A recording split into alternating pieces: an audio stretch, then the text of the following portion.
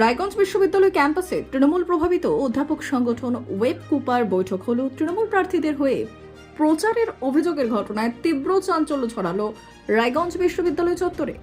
কার্যত নিজেদের সাংগঠনিক আলোচনার বিষয় থাকলেও সেখানে তৃণমূল কংগ্রেসের মনোনীত প্রার্থীকে সহযোগিতা করা ও তাকে জেতানোর জন্য রণকৌশল নির্ধারণ নিয়ে বিশ্ববিদ্যালয়ের উপাচার্যর কনফারেন্স রুমেই এই বৈঠক হয়।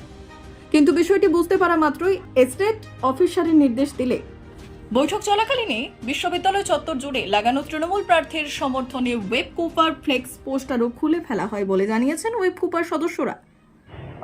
আপনারা জানেন সম্ভবত 30 তারিখে আমাদের ওয়েব কুপার স্টেট কনভেনশন আয়োজন করা হয়েছে গৌড়বঙ্গ বিশ্ববিদ্যালয়, এবং সেই সাথে রায়গঞ্জ বিশ্ববিদ্যালয়কে সহযোগী ইনস্টিটিউশন হিসাবে আমরা থাকছি সাথে। তো সেই 30 তারিখের কনভেনশন উপলক্ষে আমাদের এখানে একটি ছোট্ট মিটিং ছিল। জানেন এখন এক্সাম চলছে এবং অনেক টিচাররাই এক্সাম ডিউটিতে ছিলেন। তার মধ্যে যারা উপস্থিত ছিলেন, আমাদের মিটিংয়ের বিষয়বস্তু ছিল মূলত স্টেট কনভেনশনটা কীভাবে সফল করা যায়। বেশি করে আমাদের এখান থেকে টিচার এবং আমাদের জেলা থেকে বিভিন্ন যেসব কলেজগুলো আছে এবং অন্যান্য আশেপাশের জেলায় যে বিশ্ববিদ্যালয়গুলো আছে তাদের সাথে যোগাযোগ করে পার্টিসিপেশনটা যাতে বাড়ানো যায় সেটা, এবং অনুষ্ঠানটাকে যাতে সফল করা যায়, 30 তারিখের অনুষ্ঠানটা সফল করা যায়, এটা মূল বক্তব্য ছিল আমাদের আজকের মিটিংয়ের। এবং দ্বিতীয় যে আলোচনা হয়েছে সেখানে আসন্ন লোকসভা নির্বাচনে আমরা কিভাবে আমাদের দলের প্রার্থীদের সহায়তা করব সেই বিষয়ে ছোটোখাটো আলোচনা হয়েছে। আর আমরা আমাদের সংগঠনটাকে নতুন করে ফের গড়ে তুলব, এই নিয়েও আলোচনা হয়েছে। দলের প্রার্থী বলতে আপনার কোন দলকে সমর্থন করেন? অবশ্যই আমরা তৃণমূল, অল ইন্ডিয়া তৃণমূল কংগ্রেসের যারা প্রার্থী আছেন তাদেরকে সমর্থন করব। আচ্ছা, এই যে মিটিংটা হলো এটা আপনাদের কোন কমিটি হলো, ডিস্ট্রিক্ট কমিটি বা কিছু? আপনারা জানেন ডিস্ট্রিক্ট কমিটিটা অনেকদিন আগেই ভেঙে দেওয়া হয়েছে, নতুন করে ডিস্ট্রিক্ট কমিটি এখনও গঠন করা হয়নি, শীঘ্রই হবে। উচ্চতর নেতৃত্ব থেকে সেই ঘোষণা করা হবে। তো আমরা এখানে স্টেট কমিটির পক্ষ থেকে আমি ছিলাম এবং আমার সাথে ছিলেন জয়েন্ট সেক্রেটারি স্টেট কমিটি ওয়েব কুপার ডক্টর পিনাকি রায় ছিলেন, এবং আরও আমাদের বিশ্ববিদ্যালয়ের অধ্যাপকেরা ছিলেন। আচ্ছা, একটা জিনিস দেখলাম প্রায় 25 জন অধ্যাপক আমাদের সাথে ছিলেন। 25 জন? হ্যাঁ, এই ছোট মিটিংয়ে, খুব শর্ট নোটিসের মিটিং, সকালবেলা ডেকে আমরা টিআরডি হল না, আমাদের এই যে ভাইস চ্যান্সেলর কনফারেন্স হলে হয়েছে। ভাইস চ্যান্সেলর ছিলেন? না, ভাইস চ্যান্সেলর তো স্বাভাবিকভাবে থাকবেন না। রেজিস্ট্রার ছিলেন? না, রেজিস্ট্রার কেন থাকবেন? এটাও West Bengal college and university Professor's অ্যাসোসিয়েশনের মিটিং ছিল, তো সেখানে বলছি স্যার, আজকে দেখলাম আপনারা কিছু ফেস্টুন খুলে ফেলছেন, নিজেদের মধ্যে একটা না, ফেস্টুন খুলে ফেলিনি। আমাদেরকে জানানো হলো যে যেহেতু এই আমাদের লোকসভা কেন্দ্রে নির্বাচন আছে, শীঘ্রই নির্বাচন আছে, তো আমরা একটু দলের থেকে খোঁজ নিয়ে নেব যে এখানে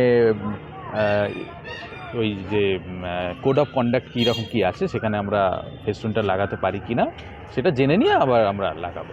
কেননা আমাদের এখান থেকে আমাদের যে স্টেট অফিসার আছেন উনি জানালেন যে সম্ভবত একটি এরকম নির্বাচন বিধি জন্য এখান থেকে কিছু ফেস্টুন খুলে নিয়ে গেছেন প্রশাসন থেকে, নির্বাচন কমিশনের লোকজন। তো আমরা একটু জেনে নেব যে এটা লাগাতে পারি কি না, আমরা দলের ঊর্ধ্বতন কর্তৃপক্ষ থেকে জেনে নেব। যদি লাগাতে পারি তাহলে লাগিয়ে দেবো, যদি না লাগাতে ওই জন্যই খুললেন? হ্যাঁ, ওই জন্যই খুললেন। আচ্ছা, একটা জিনিস, আপনি যখন এমসিসির কথা তুললেন তার একটা স্বাভাবিক প্রশ্ন হচ্ছে, আপনারা একটা সুনির্দিষ্ট রাজনৈতিক দলের হয়ে ভোটের প্রচার করলেন, ভোটের আলোচনা করলেন, সেটা ইউনিভার্সিটি ক্যাম্পাসের মধ্যে, এইটা কি সম্ভবপর? কেন সম্ভব নয়? আমরা কি রাজনীতির বাইরে? না, সেটা না, আপনি যেহেতু এমসিসির কথা বললেন আর কি। এমসিসি বলতে আপনি বললেন মডেল কোড অফ কন্ডাক্ট চালু হয়ে গেছে লোকসভা কেন্দ্রে, হ্যাঁ, সেই জন্য আপনারা ফেস্টুন খুলছেন। হ্যাঁ, সেখানে কি আপনারা ভিসির কনফারেন্স রুমে মিটিং করতে পারেন? না, ভিসির কনফারেন্স রুমতে আমরা পারমিশন নিয়েই করেছি। ভিসির কনফারেন্স রুমে তো আমরা পারমিশন নিয়েছি, আমরা তো এখানে অধ্যাপকরাই ছিলাম, আমরা বিশ্ববিদ্যালয়ের অধ্যাপক রয়েছে। বিশ্ববিদ্যালয়ের অধ্যাপক বাদ দিয়ে কি অন্য কেউ ছিলেন এখানে? সেটাই বলছি, সে করতে পারেন কি না সেই ব্যাপারে কিছু না। এখানে আমরা ভিসির পারমিশন নিয়ে আমরা রুমটাকে ব্যবহার করেছি, হ্যাঁ, তো সেটা করতে পারি না কেন এমসিসি চলাকালীন? এখানে তো আমার তো মনে হয় কোনো অসুবিধা হচ্ছে না। না, উনি বললেন রাজনীতি সংগঠন বলতে আমরা রাজনীতি মতাদর্শে বিশ্বাস করি, যদিও এটা একটা অরাজনৈতিক সংগঠন। একটা অরাজনৈতিক সংগঠন, কিন্তু একটা রাজনৈতিক মতাদর্শে আমরা বিশ্বাস করি। এদিকে এই ঘটনা জানতেই নির্বাচনী বিধি ভঙ্গের অভিযোগ তুলে সরব হয় বিজেপি। তৃণমূল কংগ্রেস প্রার্থীর সমর্থনে বিশ্ববিদ্যালয় ক্যাম্পাসে কেন এই বৈঠক, সেই প্রশ্ন তুলে নির্বাচন কমিশনে লিখিত অভিযোগ দায়ের করা হচ্ছে বলে বিজেপির দাবি।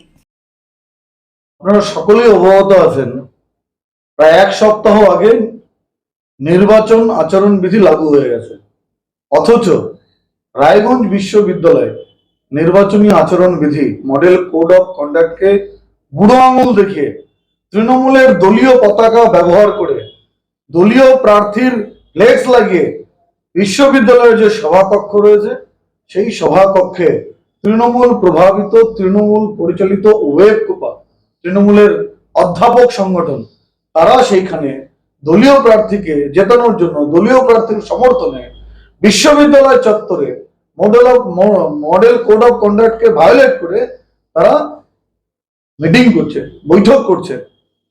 অথচ এই রাজ্য সরকার বারে বারে বলছে শিক্ষাঙ্গনকে রাজনীতি মুক্ত করবে। উল্টে দেখা যাচ্ছে এই রায়গঞ্জ বিশ্ববিদ্যালয় প্রতিষ্ঠা হওয়ার পর থেকে রাজনীতির আতুর ঘরে পরিণত হয়েছে রায়গঞ্জ বিশ্ববিদ্যালয়।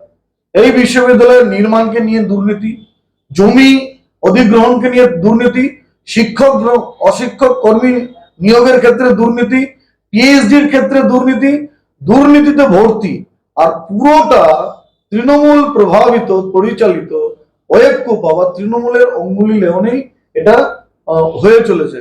আমরা যে শিক্ষকরা সমাজ তৈরি করার কারিগর, তারা যদি আদর্শ আচরণ বিধি নিয়ম নীতিকে বুড়ো আঙুল দেখায়, তাহলে সমাজের গতিপথ কোন দিকে যাবে?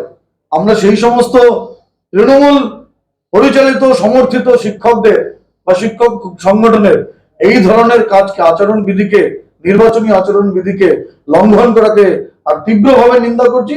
শুধু নিন্দা না, এর জন্য আমরা নির্বাচন কমিশনে ইনাদের বিরুদ্ধে আমরা অভিযোগ দাখিল করব।